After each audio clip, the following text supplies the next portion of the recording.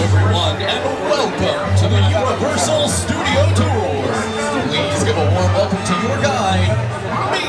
Hi everybody, my name is Chris. I'm going to be your tour guide today as we head into a real working Hollywood movie studio. How exciting. As we're entering the tram, please make sure to move all the way to the right-hand side. Just a moment. You just walked by. I need a pair of pliers.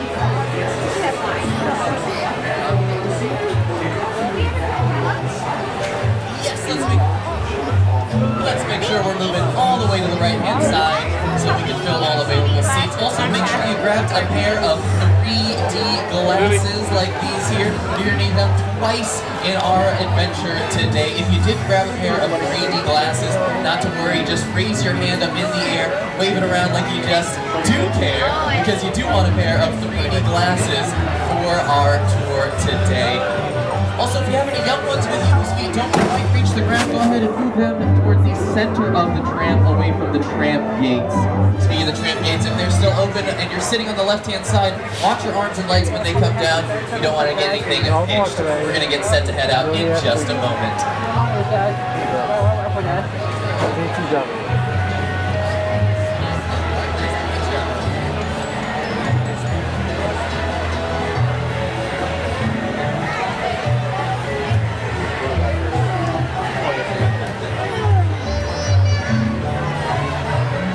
Alright, once again, my name is Chris. I'm going to be a tour guide, but I will not be the driver, so everybody give it up for Mark, our driver!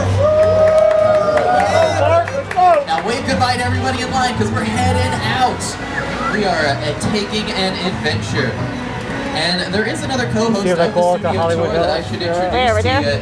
He is the current host of The Tonight Show, as well as the musical comedy competition show, That's My Jam. Here's Mr. Jimmy Fallon. Oh, hey there. You made it. Welcome to the Universal Studio Tour. I'm Jimmy Fallon. I'll be making sure that you get through this experience in one piece. You've got the very best guide. Chris! And the greatest driver. Mark! You're the best. I love it. Even though Chris! both be $5. Oh no! I know you guys are excited to get on the tour, but first, a few safety rules. That was my good friend Jimmy Fallon. He said my name, you all heard it. But yes, we do have some safety to go over.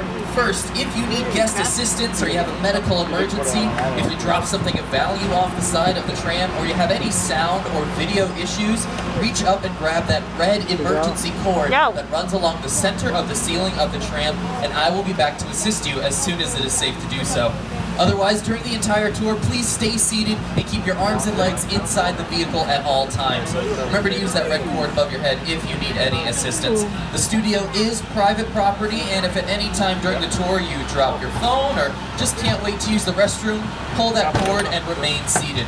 Please, no smoking of any kind during the tour. Now be prepared, our tour today features loud noises, sudden tram movements, fire effects, and many water effects. You want to have your cameras out for cool photo opportunities, but, keep an eye on them so they don't get wet. Finally, for your safety and for the safety of those around you, please do not use selfie sticks while you are on board. Now we're going to be entering the Universal timeline. On your left and right hand sides, you're going to see movie posters of the movies created at Universal City throughout the ages. Just a smattering of the thousands of movies created at Universal City. But on your right-hand side, as we pass the Starway escalators, you might also get a sneak peek down into Super Nintendo World. I see someone with Luigi on their head in the front here. So I'm excited for Super Nintendo World down there. Just opened on Friday. Does anybody want to guess what Mario's favorite movie musical is? What is this? I don't know, Mario? Mamma Mia! Mamma Mia? There we go, sis. Hey.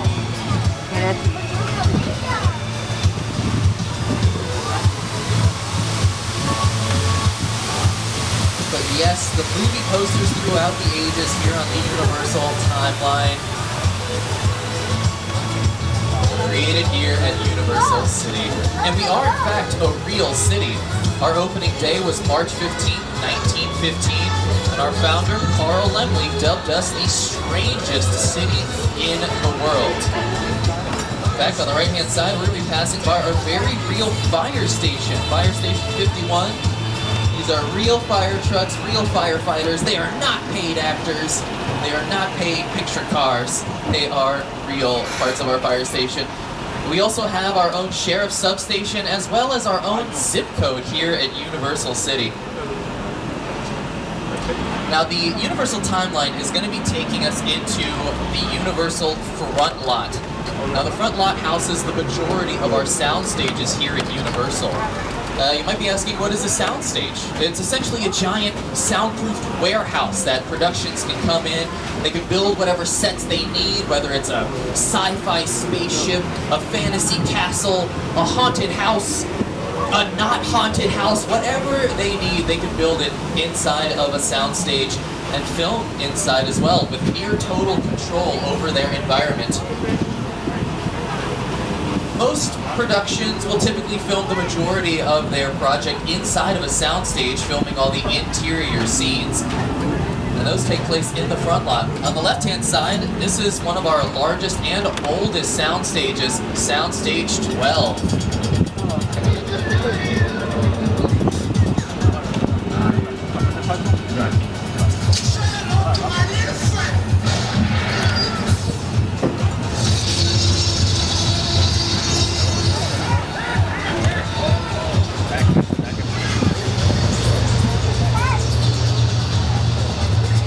Now that is what a soundstage looks like when it's not decorated on the inside, when it's completely empty, no sets have been built. As you can see, it's quite large inside of Soundstage 12.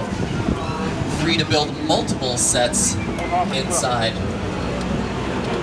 We're moving on along. Soundstages 11, 10, and 9 on the left-hand side. These were used quite recently in the second season of Grand Crew on NBC, starring Nicole Byers, who you may also recognize from Netflix's Nailed It series. Season 1 of Grand Crew is available on the Peacock streaming service. Now this very large building on the right-hand side, this is the back of Super Nintendo World, so you might see some of the workers from Super Nintendo World hanging out, taking a break. Woo! Super Nintendo World. Woohoo! But Soundstages 7 and 8 on the left-hand side, a little further down, these are being used for Season 2 of Bel Air, which is premiering its second season in March. Season 1 also available on the Peacock streaming service, but before Bel Air was on stages 7 and 8, it was home to Hacks Season 2, starring Emmy Award winner Jean Smart, who did win an Emmy last year for her work in Hacks Season 2. They're filming Season 3 on the lot lately. On your left-hand side, you're going to see a lot of trailers. That comprises what we call a base camp. So if I was a talent and I were to say something like, I'll be in my trailer, hair flip. Well, that trailer would probably be located in a base camp, such as this one. Oh, very bare base camp these days. They must have moved it to on location, only the front trailers are there. But yes, a base camp, they can have talent trailers, they can have hair and makeup, costume trailers. On Soundstage 14, on your left-hand side, we're passing by. That is also one of our largest sound stages on the lot. In the original Jurassic Park, they filmed the Brachiosaurus sneeze inside of that soundstage, and it was also the Grinch's mountaintop lair in Jim Carrey's How the Grinch Stole Christmas. It was also used in the TV show Superstore. I know it's hot in here, but let's have some patience for one another. Yeah, you know, the heat makes us all that. Your face stays where it is, it's gonna get pushed. And sticking with television, on your right-hand side, this is a group of sound stages that have been used for many famous TV shows throughout the ages. Some of them listed on your screens.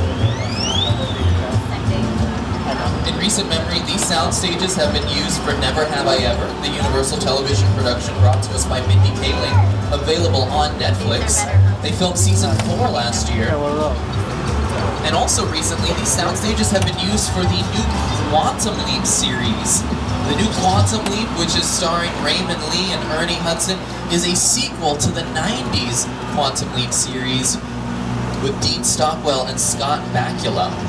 They've been filming a lot on the Universal lot. New episodes will premiere on NBC's on Monday and then go to Peacock on Tuesday. And on the left-hand side, there's a little TV star there. That is Ted the Teddy Bear, giving us a little toast. Ted is also getting his own television show in the near future. It is a prequel to the Ted movies. Yes, the show will be set in the 90s, with Seth MacFarlane returning to executive produce and direct and star as Ted. But now we're moving into an area of the front lot that deals with pre-production. So before cameras can ever start rolling on a set, you need a set in the first place. On the right-hand side, this is our Bud Westmore building. There's metalworking stations, sign making, there's electrician and rigging departments, everything you need to construct a working set. But before you can have a set, you might need a script. On the left-hand side, these are our production bungalows. These used to be dressing rooms for the stars, but now production companies can work out of our production bungalows. For example, Dwayne Johnson's 7 Bucks Productions work out of our bungalows. Car 1, take a look through this parking lot. You'll see the Wicked Glow back there. That is right next to Mark Platt Productions. Tram 2, 3, you should be able to get a good look at that now. That is because Mark Platt Productions, who brought us La La Land, are also working on the Wicked movie adaptations, starring Cynthia Erivo, Ariana Grande, and Michelle Yeoh. Yeah. Jordan Peele's Monkey Paw Productions also work out of our bungalows. His film Nope is on the Peacock streaming service, and it will be there until March 17th. So if you haven't had a chance to see it yet, I highly recommend it. It is a phenomenal movie. Now on your left-hand side, we're passing by some of our newer sound stages. These are labeled 25 and 26. They look a little different from the other sound stages we've been passing by. And that is because these windows in the front, they lead to production offices, writers' rooms, dressing rooms. But in the back, Soundstage 25 is being used for Lopez versus Lopez, which is George Lopez and his daughter Mayan Lopez's sitcom show. You can watch episodes on the Peacock streaming service. But now we're going to leave the front lot behind. We're headed to the Universal back lot. On your left-hand side, that's a sneak peek down New York Street as a part of our Metropolitan sets. I mentioned that most productions will film inside of a soundstage for their interior scenes, but if you need a big sweeping exterior shot, you might just come out to the Metropolitan sets or anywhere in the Universal backlot. I'll let a native New Yorker tell you a little bit more about it. Hey everyone, welcome to New York. I got my start right here in New York on Saturday Night Live. This is actually my old neighborhood. What's got moved over there? An old woman. Tough lady. This is my favorite hot dog guy. Hey buddy, how's it going? Remember me? No. Just like old times. Gotta love New York City. Hey, I'm walking here. Hey, it's cool guys. It's just, just walking there. So it's not exactly New York, but a lot of times when you see New York in the movies, it was shot right here on the Universal Metro sets. If you can make it here, you can make it anywhere. Even if you make it here on the Universal lot. Yes, the Metropolitan sets are quite popular filming areas. If you look around, you might see some film equipment, some production equipment, some tents set up with chairs, might be a lunch or a holding area. But yes, the Metropolitan sets can be any major metropolis in the world. The street one over from us is called New York Street, so of course it can be New York, it can be Boston, it can be Baltimore, as it was in NBC's Hairspray Live. This area we're passing by on the right-hand side, this is London Square, so it doesn't even have to be an American city. If you need to hop across the pond, we have London Square here. It was featured in Marvel's Agents of S.H.I.E.L.D. as well as Marvel's Agent Carter television shows, and it was even dressed up as India in Mindy Kaling's The Mindy Project.